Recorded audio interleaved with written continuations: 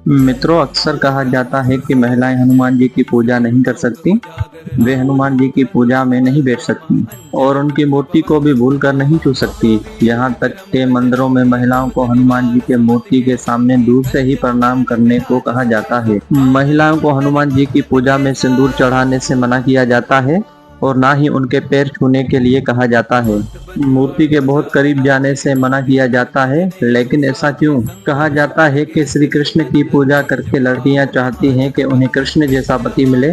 वैवाहिक महिलाएं प्रार्थना करती हैं कि कृष्ण उनके वैवाहिक जीवन को सुखी रखें। इसलिए शिव पूजा में भी महिलाएं शिव जैसा दयालु पति पाने की कामना करती हैं। ये सच है कि महिलाओं को शिव पूजा में शिवलिंग को छूने से बचना चाहिए, लेकिन वो पूजा की सभी विधियां कर सकती हैं। हनुमान जी ब्रह्मचारी थे, यानी उन्होंने शादी नहीं की थी और गृहस्थ जीवन से दूर ही थे। इसलिए महिलाओं या फिर लड़कियों को दूर रहने के लिए कहा जाता है। दोस्तों, लोग ये भी कहते हैं कि अगर महिलाएं हनुमान जी की पूजा करती हैं तो बजरंग बली नाराज हो जाते हैं, लेकिन ऐसा बिल्कुल भी नहीं है। वही हिंदू धर्म ग्रंथों में महिलाओं को हनुमान जी की पूजा करने से कहीं भी मनाही नहीं की गई है। महिलाएं हो या फिर लड़कियां सभी हनुमान जी की पूजा कर सकती हैं। वो स्वयं हनुमान जी की पूजा में बैठकर नियमित रूप से हनुमान जी की किसी भी पाठ या फिर मंत्र का जाप कर सकती हैं। पुरुषों की तरह वे भी हनुमान जी के मंदिर में पूजा करने के बाद बजरंग बली को प्रसाद चढ़ा सकती हैं,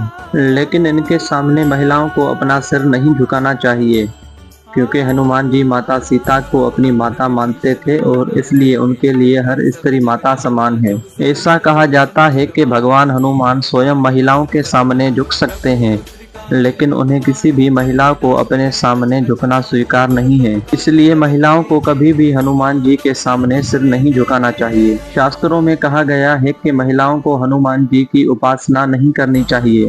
यदि किसी भी महिला ने नौ हनुमान जी के व्रत रखने का अनुष्ठान किया है और उसे बीच में ही मासिक धर्म आ जाता है तो ये अनुष्ठान टूट जाता है। इसलिए महिलाओं को हनुमान जी का व्रत नहीं करना चाहिए। मासिक धर्म के दौरान महिलाओं को हनुमान चालीसा का पाठ भी नहीं करना चाहिए। ऐसा कहा जाता है कि महिलाओं को ऐसे समय में भगवान हनुमान जी को याद भी नहीं करना चाहिए, अन्यथा भगवान क्रोधित हो जाते हैं। हिंदू रीति रिवाजों में देवी देवताओं के मूर्तियों पर जल चढ़ाना एक अनुष्ठान माना जाता है। भगवान की पूजा की शुरुआत जल चढ़ाने से ही होती है। महिलाएं सभी देवी देवताओं को जल भी चढ़ा सकती हैं, लेकिन महिलाओं को हनुमान जी की मूर्ति पर कभी भी जल नहीं चढ़ाना चाहिए। इसी तरह महिलाओं को कभी भी हनुमान जी को वस्त्र नहीं चढ़ाने चाहिए। ऐसा करना ब्रह्मचारी का अपमान माना जाता है। महिलाओं को हनुमान जी की पूजा में कभी भी सिंदूर नहीं चढ़ाना चाहिए और ना ही उनके पैर को छूना चाहिए। हनुमान जी को कोई भी चीज अर्पित करते समय उसे उनके सामने रखना चाहिए। धर्म के जानकार बताते हैं कि शास्त्रों में हनुमान जी को भगवान नहीं माना गया है, लेकिन हिंदू धर्म ग्रंथों में हनुमान जी को शिव जी के 11वें रुद्र अवतारों में से एक माना गया है। ये भगवान शिव जी के सभी अवतारों में से सबसे बलवान और बुद्धिमान माने जाते हैं। वे राम जी के सेवक हैं और उनकी सेवा से प्रसन्न होकर माता सीता ने उन्हें चिरंजीवी होने का वरदान भी दिया है। वे हम सभी के उद्धार करता है। वे कलयुग के अंत तक हम सभी की रक्षा करेंगे। यदि स्त्रियां इस जगत पालक को अपना भाई माने, प्रतिदिन उनकी पूजा करें तो संसार की कोई भी बुरी शक्ति उसे छू भी नहीं सकती। लेकिन हर पूजा के कुछ नियम होते हैं, उनका पालन अवश्य करें। हनुमान जी अखंड ब्रह्मचारी हैं, वे महायोगी हैं, इसलिए सबसे जरूरी है कि उनकी किसी भी तरह की उपासना में वस्त्र से लेकर विचारों तक पावनता, ब्रह्मचर्य और इंद्र संयम को अपनाएं। हनुमान जी ब्रह्मचारी हैं, लेकिन शास्त्रों में हनुमान जी के विवाह का वर्णन भी मिलता है। लेकिन यह विवाह हनुमान जी ने वैवाहिक सुख पाने या गृहस्थ जीवन जीने की इच्छा से नहीं किया था, बल्कि उन 4 प्रमुख विद्याओं की प्राप्ति के लिए किया गया था, जिसका ज्ञान केवल एक वैवाहिक व्यक्ति को ही हो सकता था। पौराणिक कथा के अनुसार हनुमान जी ने सूर्य देव को अपना गुरु बनाया था।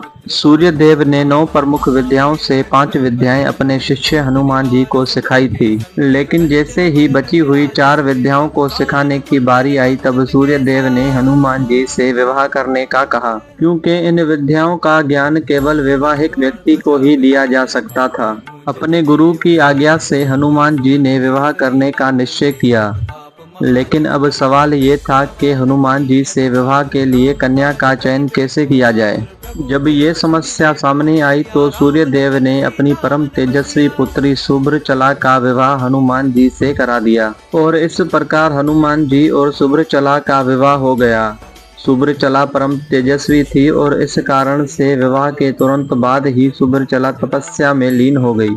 उधर हनुमान जी अपनी शेष बची हुई 4 विद्याओं का ज्ञान प्राप्त करने में लग गए। इस प्रकार विवाह के बाद भी हनुमान जी का ब्रह्मचर्य व्रत नहीं टूटा और विवाह के बाद भी बना रहा। हनुमान जी हर स्त्री को माँ के समान मानते हैं और यही कारण है कि वे किसी भी महिला को अपने सामने झुकते हुए नहीं देख सकते। वे खुद नारी शक्ति के आगे झुक जाते हैं। महिलाएं चाहे तो हनुमान जी की सेवा में दीपक भी अर्पित कर सकती हैं, हनुमान जी की स्तुति कर सकती हैं। आज की वीडियो में बस इतना ही, फिर मिलेंगे किसी ज्ञानवर्धक वीडियो में। अगर वीडियो अच्छा लगे तो वीडियो को लाइक और चैनल को सब्सक्राइब कर दें।